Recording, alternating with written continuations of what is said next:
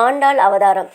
ஆடி மாதம் பூர நட்சத்திரத்தில் பெரியாழ்வாருடைய நந்தவனத்தில் துளசி மடத்தில் மகாலட்சுமி தாயார் அவதாரம் செய்கிறாங்க. ஒரு குழந்தையாக அங்கே அழுதுட்டு இருக்கும்போது பெரியாழ்வார் அந்த பக்கம் வராங்க. இது என்ன அழகான குழந்தையா இருக்குது, யாருமே காணமேன்னு சொல்லிட்டு சுற்றி முற்றி பார்க்குறாரு, யாருமே இல்லை.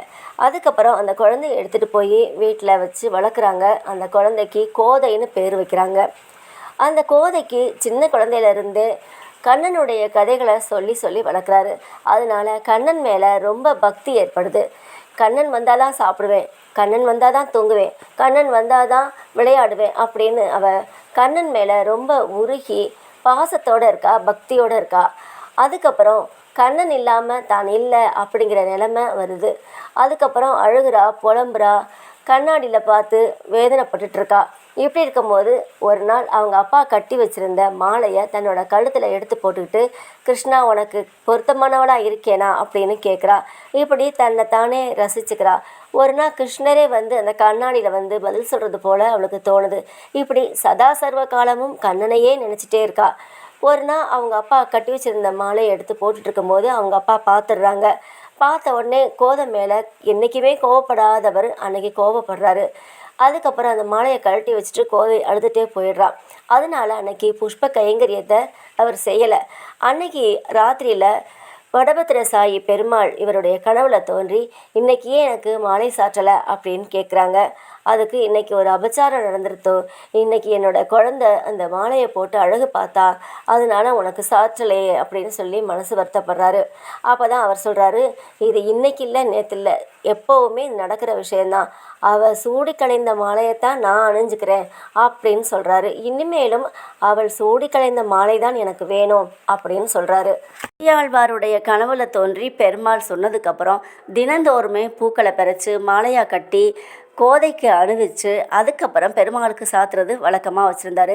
அப்போ தான் அவர் நினச்சாரு, இந்த பொன் வந்து சாதாரண பொண்ணல்ல, இது மகாலட்சுமியின் அம்சம் அப்படின்னு நினச்சாரு.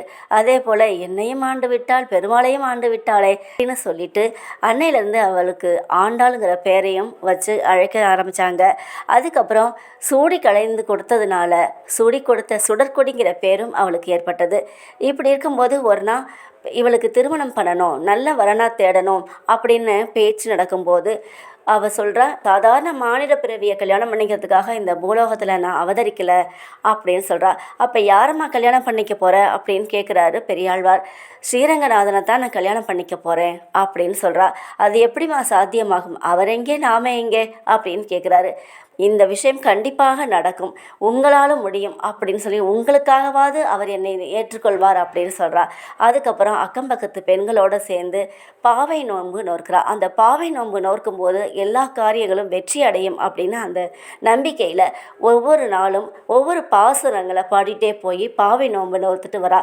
அப்போ வந்து கண்ணுக்கு மையிடாமல், குழலுக்கு பூச்சூடாமல், உண்ணாமல் உறங்காமல் நெய்யுண்ணாமல் இப்படி இருந்து அந்த விரதத்தை முடிக்கிறா.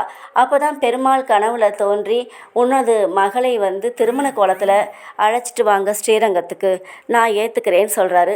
அதனால பல்லக்கில் வச்சு மணக்கோலத்தோடு அழைச்சிட்டு போகிறாங்க. அங்கேயும் இவ கனவு கண்டது மாதிரியே பூர்ண கும்ப மரியாதையோடையும் எல்லாரும் வரவேற்கிறாங்க. அதுக்கப்புறம் சன்னதிக்குள்ளே போகிறா, பெருமாளோட அப்படியே ஐக்கியமாயிடுறா. இதுதான் ஆண்டாளுடைய சரித்திரம்.